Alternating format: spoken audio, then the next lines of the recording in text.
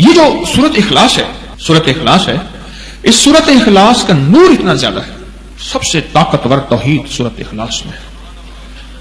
اور اللہ پاک جل شانہ میرے رب کو توحید بہت زیادہ پسند ہے، سورت اخلاص میں ہے، اور سب سے زیادہ طاقت اور نور سورت اخلاص میں ہے۔ جب سورت اخلاص پڑھی جاتی ہے اس کا ایک نور عرشوں سے نازل ہوتا ہے، اور اس کی برکت عرشوں سے نازل ہوتی ہے، اور اس کی رحمت عرشوں سے نازل ہوتی ہے، اور اس برکت اور رحمت اتنی زیادہ ہوتی ہے گناہ ہلکے ہو جاتے ہیں اور نور بھاری ہو جاتا ہے،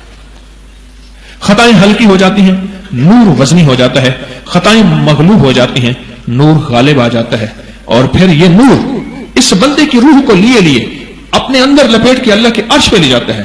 اندر گناہگار ہے، باہر نیک روح ہے، نیک نور ہے سورت اخلاص کا، اور اندر گناہگار روح ہے، اور اللہ کی بارگاہ میں پیش یوں کرتا ہے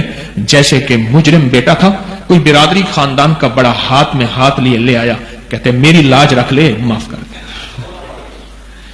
میری لاج رکھ لیں معاف کر دیں، اس نے آپ کو بہت ستایا، بہت پریشان کیا اور بہت دکھی کیا، میری لاج رکھ لیں معاف کر دیں۔ بس اسی طرح یہ روح جو گناہوں سے بھری جسم، یہ سورت اخلاص کا نور اللہ کے حضور لیے جائے اور کہہ کہ اللہ یہ پریشان ہے، یہ مسائل مصیبتوں اور یہ الجھنوں تکلیفوں میں